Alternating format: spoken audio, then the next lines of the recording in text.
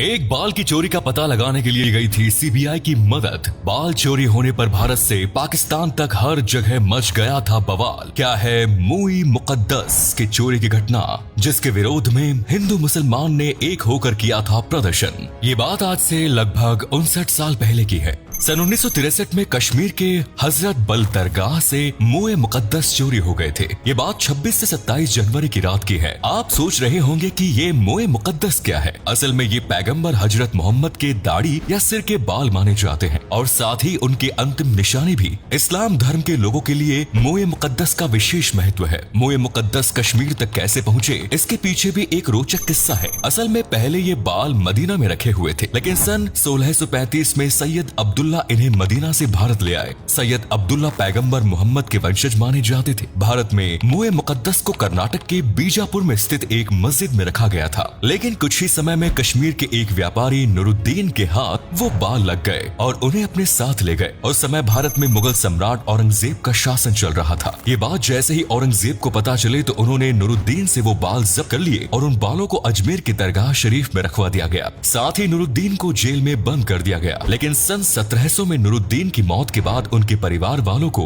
वे बाल वापस कर दिए गए और उन बालों को कश्मीर की हजरत बल दरगाह में महफूज रख दिया गया। कई सालों तक कश्मीर में वे बाल सुरक्षित रहे, लेकिन 26 से 27 दिसंबर की रात को अचानक से वे बाल दरगाह से गायब हो जाते हैं। मोए मुकद्दस पैगंबर मोहम्मद की आखिरी निशानी थे। जैसे ही मोए मुकद्दस की चोरी की घटना लोगों तक पहुंची, चारों तरफ हाहाकार मच गया। रातों रात कश्मीर में विरोध की चिंगारी ज्वाला की तरह सुलगने लगी। पूर्व और पश्चिम पाकिस्तान में भी मोए मुकद्दस की चोरी का जमकर विरोध किया गया। उस समय तक बांग्लादेश का निर्माण नहीं हुआ था और इसे पूर्वी पाकिस्तान के नाम से जाना जाता था। पूर्वी पाकिस्तान में गैर मुसलमानों पर अत्याचार शुरू हो गए। हालांकि कश्मीर में ऐसा माहौल देखने को नहीं मिला था, बल्कि मोए मुकद्दस चोरी होने का विरोध मुसलमानों के साथ हिंदू, सिख और बौद्ध समुदाय के लोग भी कर रहे थे और वे भी मोए मुकद्दस को ढूंढने की गुहार लगा रहे थे। उस समय जवाहरलाल नेहरू भारत के प्रधानमंत्री हुआ करते थे और ख्वाजा शमशुद्दीन जम्मू कश्मीर के मुख्यमंत्री। लोग कश्मीर में काले झंडे लेकर सरकार और प्रशासन का विरोध करने लगे।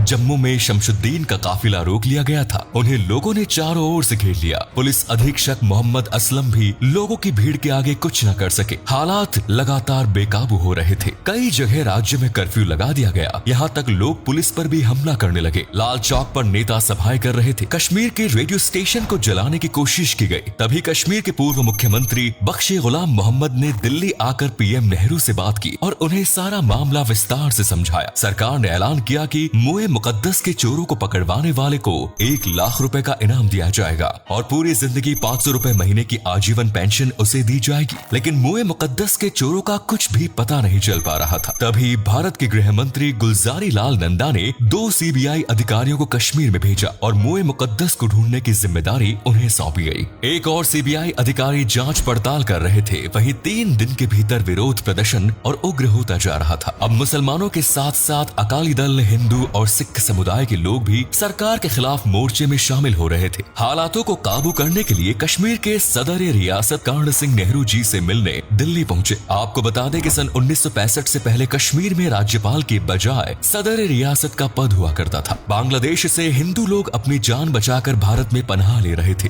कुछ कट्टरवादी संगठन लोगों को भड़का रहे थे कि यह कश्मीर में मुसलमानों के खिलाफ एक बड़ी साजिश है। देश के मुसलमानों को शांत करने के लिए जवाहरलाल नेहरू ने रेडियो पर लोगों से अमन और चैन कायम रखने की अपील की और साथ ही सीबीआई चीफ भोलानाथ मलिक को भी कश्मीर भेजा गया। उन्हें बीएन मलिक के नाम से भी जाना जाता है। 1 जनवरी 1964 को लाल बहादुर शास्त्री भी जम्मू कश्मीर पहुंचे। वहां पहुंचकर सबसे पहले उन्होंने दरगाह जाकर मोए मुकद्दस को मिलने की दुआ मांगी और लोगों से भी अपील करते हुए कहा कि विरोध करने के बजाय आप सब भी मोए मुकद्दस मिलने की दुआ करें। साथ ही लोग शेख अब्दुल्ला की रिहाई की मांग भी कर रहे थे, जो कश्मीर षड्यंत्र के आरोप में 1953 से जेल में बंद थे। उनके ऊपर कश्मीर को पाक में मिलाने और तख्ता पलट के आरोप लगे। उन्हें भारत में शेर कश्मीर के नाम से भी जाना जाता था। नेशनल कॉन्फ्रेंस में भी शेख अब्दुल्ला की रिहाई की मांग उठने लगी। उनका इस केस से क्या ताल्लुक था, इस बारे में आज तक नहीं पता चल पाया, लेकिन अप्रैल 1964 को उन्हें रिहा कर दिया गया। 4 जनवरी को कश्मीर के सदर रियासत दरगाह पहुंचे और दरगाह कमेटी को 6000 रुपए अनुदान के रूप में दिए गए। गए। उसी शाम अचानक रेडियो पर ऐलान किया जाता है कि मोए मुकद्दस मिल गए और ये खुशखबरी चारों ओर फैल गई। इसका श्रेय नेहरू जी ने डीएन मलिक को दिया और कहा कि आज कश्मीर को आपने हिंदुस्तान के लिए बचा लिया। लेकिन मोए मुकद्दस मिलने के बाद एक और समस्या खड़ी हो गई थी। ये बाल असली थे या नकली, इस बात पर सवाल खड़े होने लगे। डीएनए टेस्ट से भी बाल की असलियत का पता लगाना मुश्किल नहीं था। नेहरू जी ने दोबारा लाल बहादुर शास्त्री को कश्मीर भेजा।